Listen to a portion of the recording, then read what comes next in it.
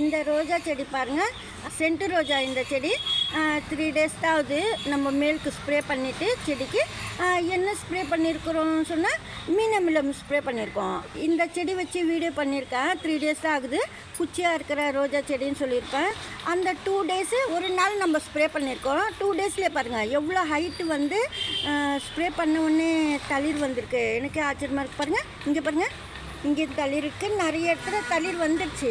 ரோஜா செடியில் தளிரே வரல அப்படின்னு வச்சுன்னு இருக்கிறவங்களாம் மீன் அமிலம் ஸ்ப்ரே பண்ணிங்கன்னா ஃபாஸ்ட்டாக வருது. பாருங்கள், 2 daysல இவ்வளோ ஹைட்டுக்கு வந்திருக்கு.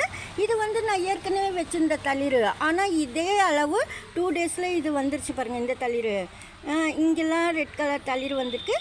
இது வந்து 1 week ஒன்ஸ் நம்ம ஃபஸ்ட்டு வராத செடிக்கெல்லாம் அடிக்கணும், அதை ஸ்ப்ரே பண்ணணும். இப்போ தான் நம்ம ஸ்ப்ரே பண்ணியிருக்கிறோம். 1 week கழிச்சு தான் ஸ்ப்ரே பண்ணணும், இல்லை ஒரு 5 days கழிச்சு ஸ்ப்ரே பண்ணணும்.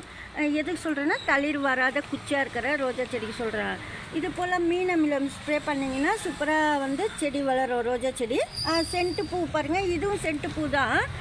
இந்த ரோஸ் பிளான்ட்லேயே நிறைய பூ பூக்கும் சென்ட்டு பூவில். இது சின்ன ஏற்கனவே வாங்கின செடி. இது ஏற்கனவே அதாவது இதுக்கு முன்னாடி செடி. இது ரொம்ப நாள் வந்து இந்த செடியெல்லாம் சீக்கிரமாக காயாது, நல்லாவே இருக்கும்.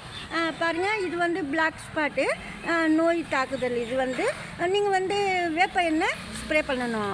வேப்ப எண்ணெயோ வேப்பிலையோ தொடர்ந்து ஸ்ப்ரே பண்ணணும், அப்போ தான் நல்லது. ஆனால் இந்த எல்லாம் வந்து நீங்கள் எடுத்துகிட்டு மண்ணுக்குள்ளே போடக்கூடாது. கண்டிப்பாக வந்து வெளியில் குப்பையில் போட்டுடணும், இல்லைன்னா எரிச்சிடணும். எல்லா செடிக்கும் பரவிடும் சொல்லுவாங்க பிளாக் ஸ்பாட்டு. அதுக்கு சொல்கிறேன் நான். நீங்கள் வந்து பிளாக்காக பார்த்தீங்கன்னா லீஃபில் எல்லோவாக பிளாக்காக பார்த்தீங்கன்னா எடுத்து விட்டுடணும். பாருங்கள், இது போல் எடுத்துடணும்.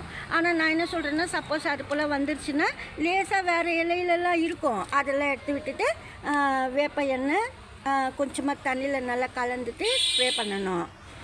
இது வந்து 7 days ரோஸ் பாருங்கள். இது வந்து நம்மக்கிட்ட வந்து ஃபஸ்ட்டு பூ நல்லா அடுக்க பூத்துருக்கு. பாருங்கள் எவ்வளோ பெரிய பூவா, நிறைய அடுக்கிருக்கு. சின்ன தொட்டியில் கூட நம்ம ரோஜா செடி அழகாக வளர்க்கலாம். கொஞ்ச நாள் கழித்து நம்ம தொட்டிக்கு மாற்றணும். குச்சியாக இருக்கிற ரோஜா செடி கூட மீன் அமிலம் ஸ்ப்ரே பண்ணிங்கன்னா நிறைய தளிர் வரும். இந்த வீடியோ அவ்வளோதான். பிடிச்சிருந்தா லைக் பண்ணுங்கள். நன்றி, தேங்க்யூ.